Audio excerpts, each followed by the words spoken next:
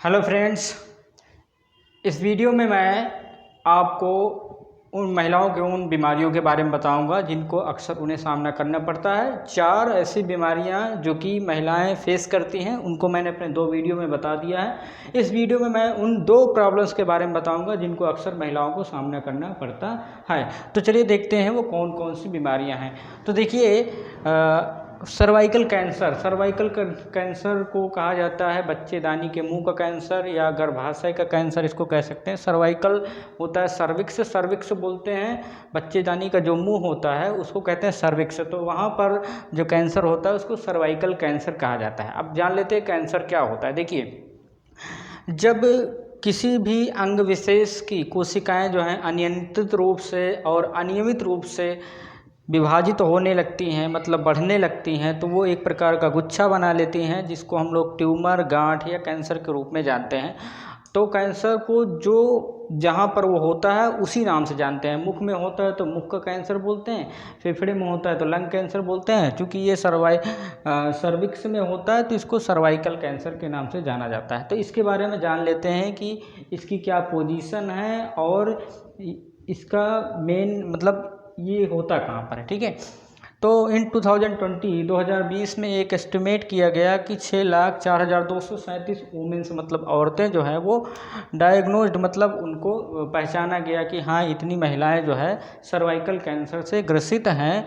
और ये ग्लोबली जो भी रिसर्च जो एस्टिमेट किया गया, वैश्विक स्तर पर इतनी महिलाएं जो है सर्वाइकल कैंसर से पहचानी गई कि इतनी महिलाओं को हुआ है, जो कि सभी फीमेल कैंसर का 6.5% है। मतलब सर्वाइकल कैंसर जितनी भी महिलाओं में कैंसर होते हैं उनका 6.5% सर्वाइकल कैंसर होता है। ठीक है, तो ये हो गया। अब cervical cancer is a type of cancer. Cervical cancer एक प्रकार का इस प्रकार का एक कैंसर होता है जो कि सर्विक्स के सेल्स में होता है। मतलब सर्विक्स बोलते हैं बच्चेदानी के मुख को, तो वहाँ की कोशिकाओं में होने वाले कैंसर को सर्वाइकल कैंसर कहा जाता है। और सर्विक्स होता क्या है, ये यूट्रस का लोअर पार्ट होता है। मतलब यूट्रस माने बच्चेदानी का या गर्भाशय का जो निचला हिस्सा होता है जो कि वजाइना से कनेक्ट करता है, उसको कहा जाता है सर्विक्स। वहाँ पर ये कैंसर होता है। ठीक है, तो मान लीजिए ये हो गया बच्चेदानी। ठीक है, मान लो ये हो गया यूट्रस और ये हो गया उसका मुख और ये हो गया वजाइना। ठीक है, तो यहाँ पर जहाँ से ये वजाइना है, वजाइना से जहाँ पर ये कनेक्ट करता है इसको कहते हैं बच्चेदानी का मुंह, यहीं पर ये कैंसर होता है सर्वाइकल कैंसर। तो इसको इस तरीके से हम समझ सकते हैं। ठीक है, अब एक और अन्य बीमारी जो कि महिलाओं को फेस करना पड़ता है उसका नाम है एंडोमेट्रियोसिस। एंडोमेट्रियोसिस इसको कहते हैं। तो इसके बारे में क्या करते हैं, देखिए ये भी एक प्रकार की गांठ होती है जो कि भी बात करते हैं कहाँ पर होती है। About 10% of female worldwide have endometriosis but this figure could not fact be much higher as some women go under diagnose things there periods और नॉर्मल। देखिए, एंडोमेट्रियोसिस ये भी एक प्रकार का कैंसर होता है। लगभग 10% जो फीमेल होती हैं, पूरे वर्ल्ड वाइड की बात करें तो पूरी दुनिया की बात करें तो जो 10% महिलाएं होती हैं उनमें एंडोमेट्रियोसिस होता है। लेकिन ये संख्या ज़्यादा हो सकती है, मच हायर ज़्यादा हो सकती है as some women under diagnosed. क्यों? देखिए, यहाँ पर 10% दिया गया है कि वर्ल्ड वाइड 10% महिलाओं को ये बीमारी होती है, लेकिन ये 10% से ज़्यादा भी हो सकती है।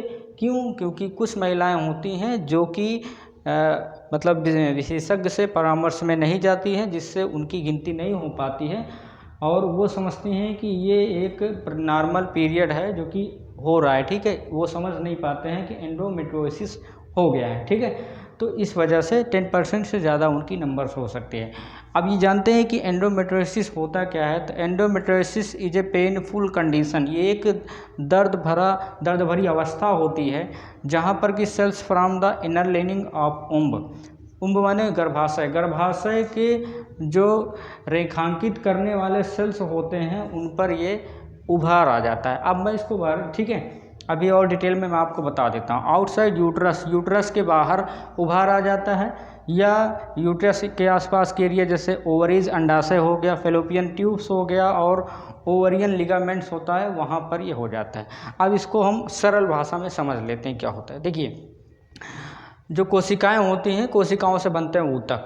तो जिन कोशिकाओं से या जिन ऊतकों से यूट्रस के लाइनिंग्स का निर्माण होता है, उसी प्रकार के जो ऊतक होते हैं या सेल्स होते हैं, वो यूट्रस के ऊपर जो है विकसित होने लगते हैं, तो उनमें उभार आ जाता है। और ये जो सेल्स होते हैं, जो ऊतक होते हैं, वो ओवरीज, अंडाशय के ऊपर भी हो सकते हैं, फेलोपियन ट्यूब्स के ऊपर हो सकते हैं, और ओवरियन लिगामेंट्स के ऊपर भी इस तरीके की सेल्स के उभार आ सकते हैं। ठीक है। अब जैसे मैं बात करूं कि मान लीजिए ये हो गया हमारा यूट्रस हो गया, और यहाँ पर क्या होगा, जिस सेल्स से ये बना हुआ है उसी टाइप का सेल्स का यहाँ पर ग्रो होने लगे, यूट्रस के ऊपर होने लगे, ओवरी के ऊपर होने लगे, तो एक प्रकार का गांठ जैसा बन जाता है। सेल्स का डिवीजन, मतलब सेल्स अगर बढ़ रहा है बेमतलब का, तो वो एक प्रकार का गांठ है, और एक प्रकार का वो कैंसर हो सकता है। तो वही मतलब सेल्स यूट्रस के ऊपर या फेलोपियन ट्यूब्स के ऊपर या ओवरियन लिगामेंट्स के ऊपर जब सेल्स का उभार होने लगता है, कोशिकाओं का जमाव होने लगता है इस प्रकार से, तो हम समझ जाते हैं कि वो एंडोमेट्रियोसिस है। ठीक है। तो इसको इस तरीके से समझ सकते हैं। तो ये इन बीमारियों के बारे में सबको पता होना चाहिए कि हाँ, कौन कौन सी बीमारियों से महिलाओं को जूझना पड़ सकता है। तो हमारे साथ बने रहें, और इसी प्रकार के अन्य वीडियोस देखने के लिए चैनल पर विजिट करें। मिलेंगे अगले वीडियो में, तब तक के लिए जय हिंद।